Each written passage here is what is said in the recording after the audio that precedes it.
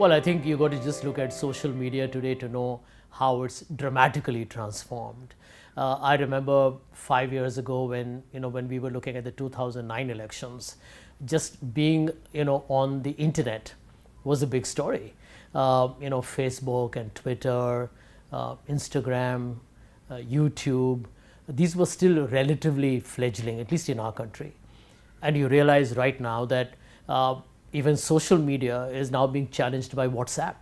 So, clearly technology has created a force multiplier in terms of, changing the whole communication paradigm.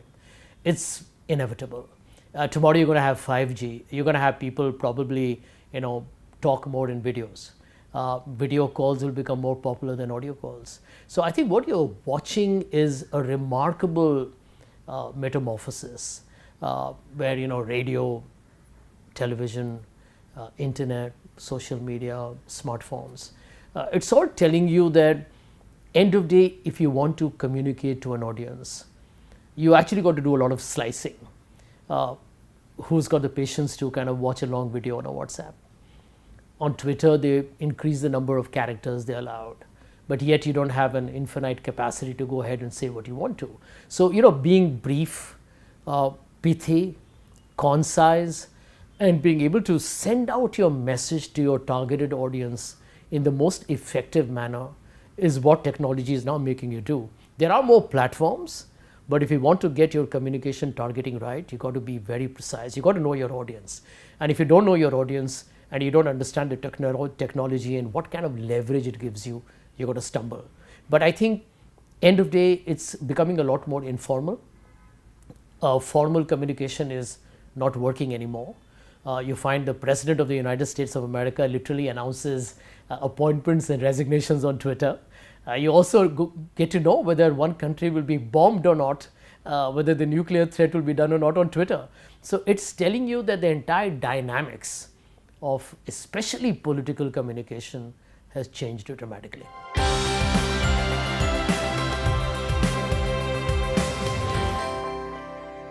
See, one of the big positives first will be that social media gives the public a voice. Take, for example, societies that are very repressive. Don't forget, even in India, the World Press Freedom Index has gone down. There are many people who may not come on television, don't get invited to radio shows, don't get interviews on print. How do they express themselves?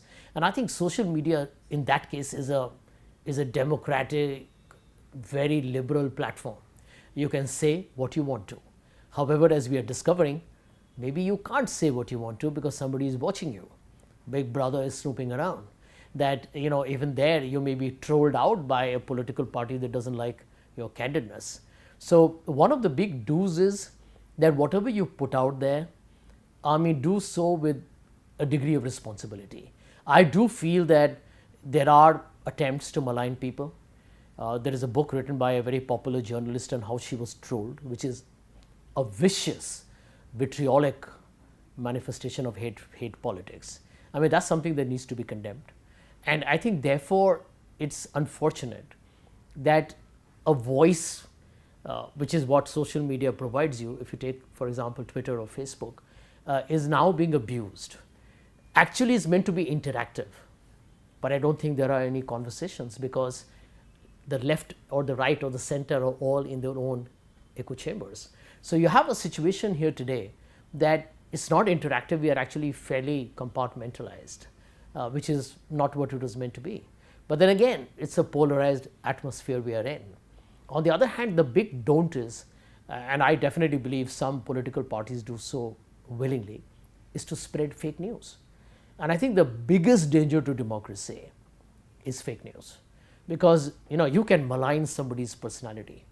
You can destroy the truth on data. You can actually mislead the people on facts. You can create enmity between communities. You can target an individual and destroy somebody's reputation. You can make a box office fortunes of a film collapse by targeting its lead actor. There are so many things that can go wrong. You can destroy relationships between people. So, I would just feel that morphing videos, fake news, for example, what happened to some students from the JNU. I believe they have been charge sheeted. But the fact is, from what we saw, there was nothing genuine in those videos at all. So I think these are issues before the country. And if we don't get the story right, then given the fact that India will have the largest social media population, we'll be very vulnerable to actually social media's negatives boomeranging on us.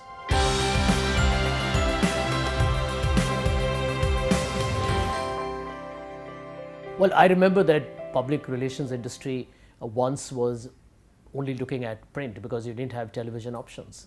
And then television channels proliferated, and suddenly the sky became the limit.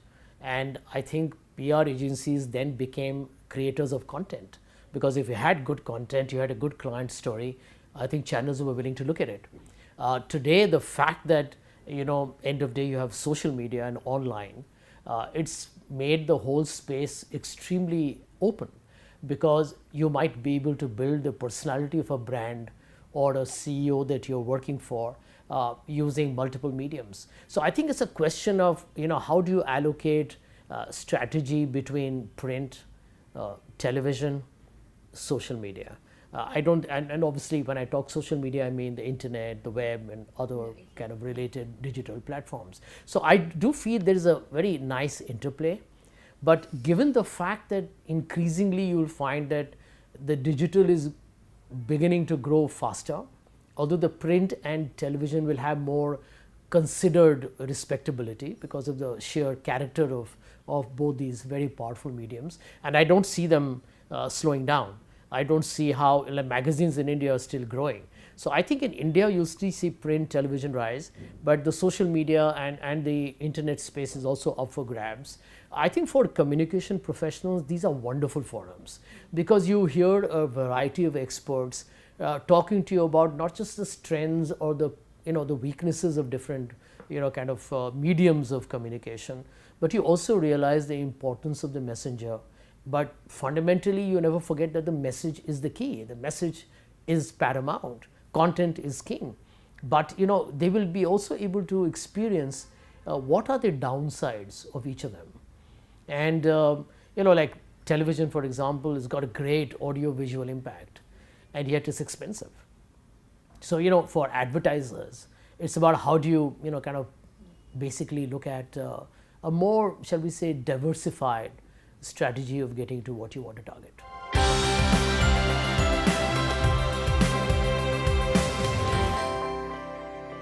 Well, I can tell you the biggest difference between the branding of the past and the contemporary times of today is how vulnerable brands are. For example, if you have one agitated passenger flying, like I fly Indigo all the time, I love Indigo, but yet you have had a very severe backlash against Indigo on Twitter, where some people found that their ground staff was not being very polite. Some people were very upset that its flight timings were not on schedule, and there was a massive Twitter outrage. Now, these are things that you got to think of. There was an incident where somebody was asked to get off an aircraft, and this, I think, makes all airlines very vulnerable. Today, for example, you go to a restaurant, and everyone will tell you, sir, when you have time, can you post a good comment for us on Zomato? That is telling you the power of social media or the apps world we live in. And I think recognizing that is very crucial. In politics, for example, we know how political personalities are actually targeted. There are videos made with morphed images. There are quotes which are sliced and forced into the conversation, and then you actually begin to ridicule people. On the other hand, you try and inflate people. You have all kind of fake statistics to say, while this man is the greatest, most powerful man in the world. Now, these are all basically manipulation, and I think that is the biggest danger to me. So I think to all the communication people, the first lesson is get your facts right. Never ever compromise with the integrity of your communication. The problem is most people get carried away with packaging, razzmatazz, giving it the appeal, trying to make something look sexy. But first, get your content right. Is it reliable? Is your data beyond reproach? Are there no questions that somebody's going to ask or punch holes on? When you get that right, then you go out and kind of go and sell your story. But at the same time, remember that you may be attacked by a rival brand. You may be attacked by maybe some disgruntled customer. How you handle that is equally a test of your character. So you got to you can't be arrogant.